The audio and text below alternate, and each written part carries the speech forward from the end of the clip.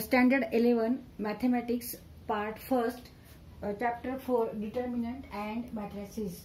तर आज मुलांना आपण शिकणार आहोत expansion of determinant by using minor and cofactors of any row and column. Now these determinant of order 3.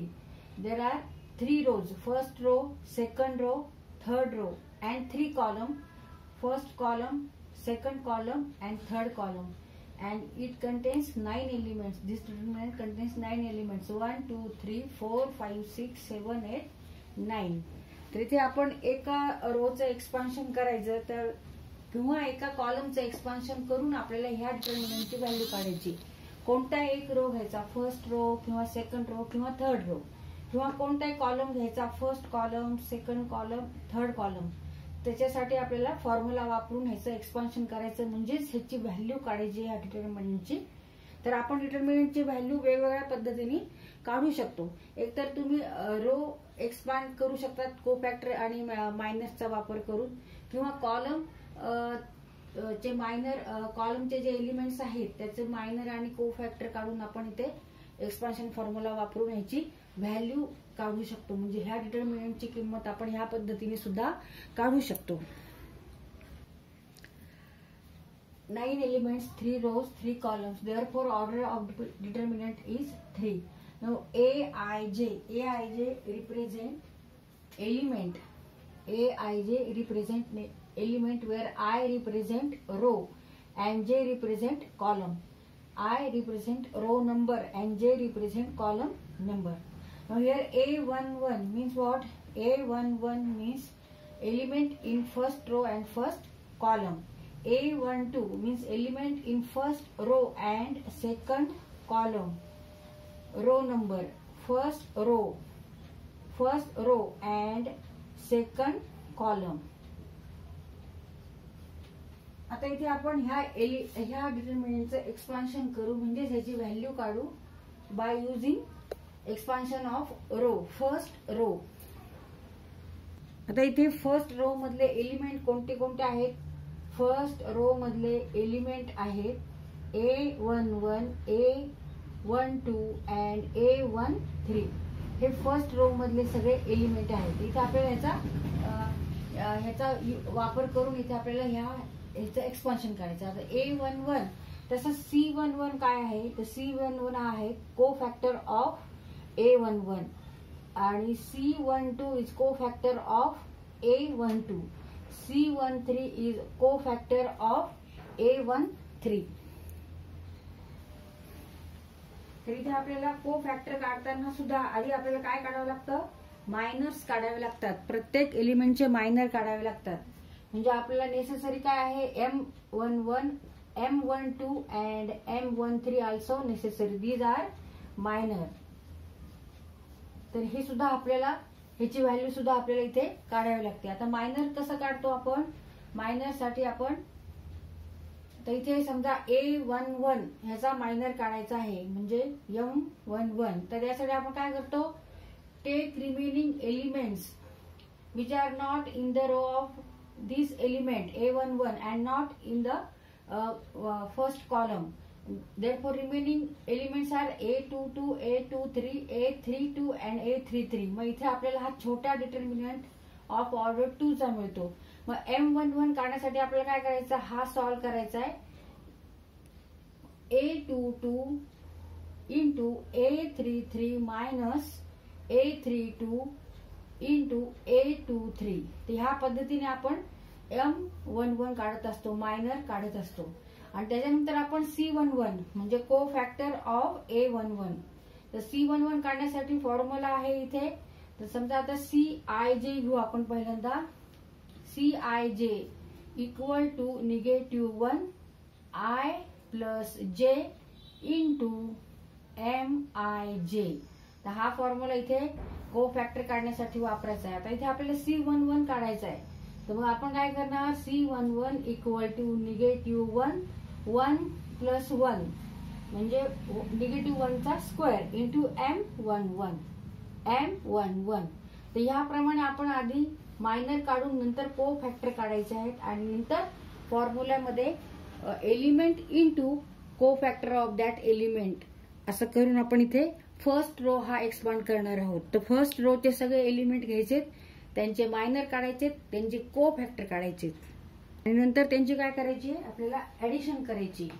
The expansion of determinant by first row. तर first row साठी आपल्याला element कोणते लागणार आहेत, फर्स्ट रो मधले element घ्यायचे, A11, A12 आणि A13. A11 into cofactor of A11 plus A12 म्हणजे इथे सेकंड जो आहे एलिमेंट रो मधला तो घ्यायचा आहे, into cofactor of A12 plus A13 into C13 equal to value of this determinant.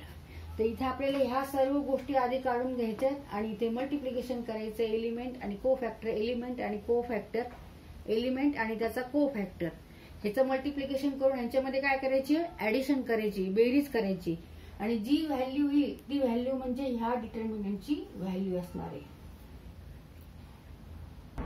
Expansion of determinant by first column. आता first column मधले एलिमेंट कोणते आहेत, A12, A21, A31.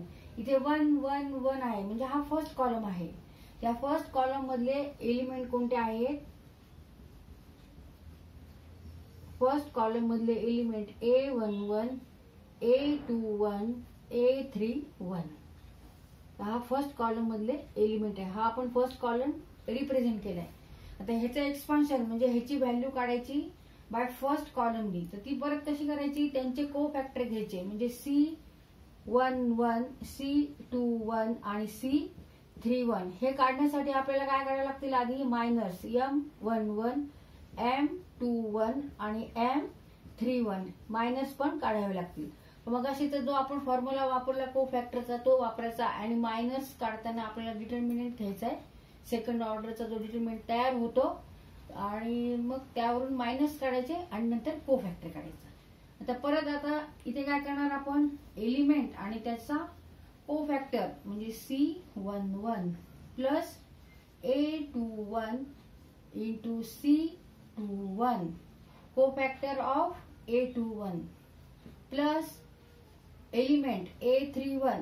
A31 is element and cofactor of A31 is C31 equal to value of this determinant. A is here determinant. A denote here determinant and this is determinant. It contains 9 elements, 3 rows and 3 columns. याप्रमाणे आपण first row मग अशी शिकलो, first column झाला. आता आपण second row घेऊन सुद्धा असं करू शकतो किंवा थर्ड रो घेऊन सुद्धा आपण ह्या पद्धतीने एक्सपांड करू शकतो, त्याची व्हॅल्यू काढू शकतो. तसंच column, second column, third column घेऊन आपण व्हॅल्यू काढू शकतो ह्या डिटर्मिनंटची. तर ह्या पद्धतीने आपण ह्या डिटर्मिनंटचं एक्सपान्शन म्हणजेच ह्याची व्हॅल्यू आपण by first column, second column, third column वरून काढू शकतो. आणि तसंच फर्स्ट रो, थर्ड रो आणि सेकंड रो ह्यावरून सुद्धा आपण ह्या डिटर्मिनंटची व्हॅल्यू म्हणजे ह्याचं एक्सपान्शन आपण हे करू शकतो.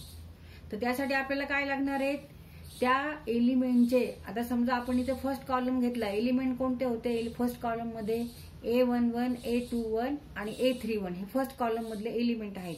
तर त्याचे आपल्याला कोफॅक्टर्स लागणार आहेत. तर कोफॅक्टर्स काढण्यासाठी आधी आपल्याला मायनर्स काढावे लागतील.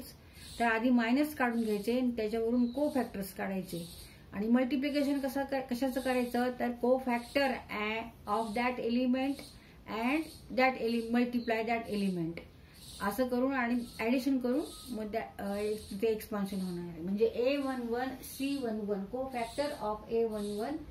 इथे काय केलं आपण, मल्टिप्लिकेशन केले एलिमेंटचं आणि एलिमेंट कोणता आहे A11 आणि ह्या एलिमेंटचा कोफॅक्टर हा आहे C11. ह्या दोन्हींचं मल्टिप्लिकेशन. तसंच इथे एलिमेंट A2 आहे आणि ह्याचा कोफॅक्टर C21 आहे.